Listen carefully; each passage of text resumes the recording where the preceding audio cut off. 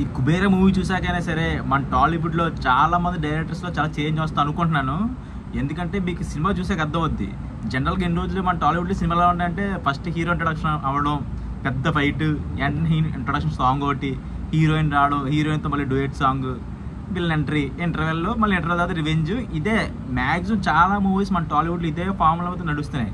కానీ నేను కుబేర మూవీ చూసాక అసలు చిన్న ఫార్ములా అంటూ ఏమి ఉండదు. స్టార్టింగ్ ఫస్ట్ మినిట్ నుంచే నీకు స్టోరీ స్టార్ట్ అయిపోద్ది. ఈ స్టోరీలోంచి క్యారెక్టర్స్ పుట్టుకొస్తాయి తప్ప హీరో అంటూ ధనుష్, నాగార్జున ఇలా ఈ పెద్ద క్యారెక్టర్లు కదా, వీళ్ళకి కొంచెం ఎలివేషన్స్ ఉండాలి, అసలు ఏ ఫామ్లో ఉండదు. అసలు ప్రతి షాట్ ప్రతి సీన్ కూడా చాలా డీటెయిలింగ్ ఉంటుంది. అంటే ఎంత బాగుంటుంది అంటే ఒక ధనుష్కి చెయ్యి ఇరిగిపోద్ది అనమాట సినిమాలోని, లెఫ్ట్ హ్యాండ్. సో జనరల్గా చెయ్యి ఇరిగిపోయిన బస్సు ఎక్కేటప్పుడు మనం హాల్ట్ పట్టుకుని ఎక్కుతాం కదా, సో ధనుష్ ఎలా చెయ్యి పెట్టుకుని ఎక్కుతాడు. సో ప్రతి సీన్లోని అంత డీటెయిలింగ్ ఉంటుంది. ఏదో క్యారెక్టర్లో పెట్టాం కాబట్టి ఎలా చేసేయాలి అన్నట్టే ఉండదు. అండ్ ప్రీ క్లైమాక్స్లోని ధనుష్ ఒక ప్రెగ్నెంట్ అమ్మాయిని ఎత్తుకొని పరిగెడతాడు అనమాట. జనరల్గా ధనుష్ అని చాలా సన్నగా ఉంటాడు చూడడానికి, వీక్గా. కానీ ఆ సీన్ ఎంత కన్విన్సింగ్ ఉంటుందంటే చూసేటప్పుడు ఆడియన్స్ గూస్ బంప్స్ వస్తాయి. ఆ రేంజ్లో ఉండే సీన్ అసలు శేఖర్ గారు నిజంగా పిచ్చెక్కించారు. ప్రతి షాట్ ప్రతి సీను అంటే డైలాగ్ కూడా చాలా ఇంపార్టెంటే. ఏదో క్యాజువల్గా పెట్టాలంటే ఉండదు డైలాగు. ఒక డైలాగ్ తీసేస్తే కంటిన్యూటీ పోతుంది సినిమాకి అన్నట్టు రేంజ్లో ఉంటుంది ప్రతి డైలాగ్స్ కూడా. ఆ డైలాగ్ చెప్తాడు ధనుష్, చచ్చిపోకండి మేడం, బ్రతకడం కోసం బతకండి అన్నాడు, బతుకు కోసం బతకండి అన్నాడు.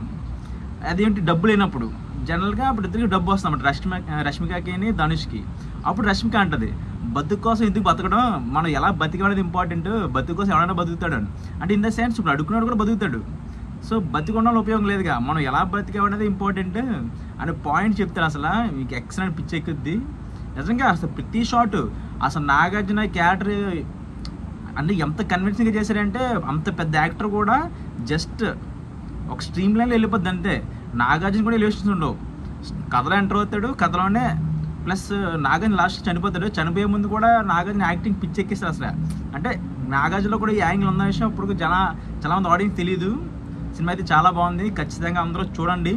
అంటే మ్యాక్సిమం థియేటర్లో చూడండి, ట్రై చేయండి. థియేటర్ కుదరకపోతే ఓటీటీలో చూడండి. సినిమా అయితే నిజం చాలా బాగుంది.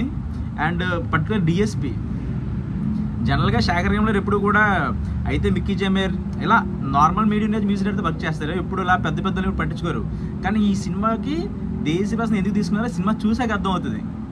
ఎందుకంటే జనరల్గా ఇంట్లో సాంగ్స్ ఉండవు, ఒకే ఒక సాంగ్ వస్తుంది, అది కూడా స్టోరీలో రన్ అయిపోద్ది. సాంగ్ కూడా ఏదో ఖచ్చితంగా పెట్టాలని ఉండదు, ఆ కథకి స్టోరీ ఆ సాంగ్ చాలా ఇంపార్టెంట్.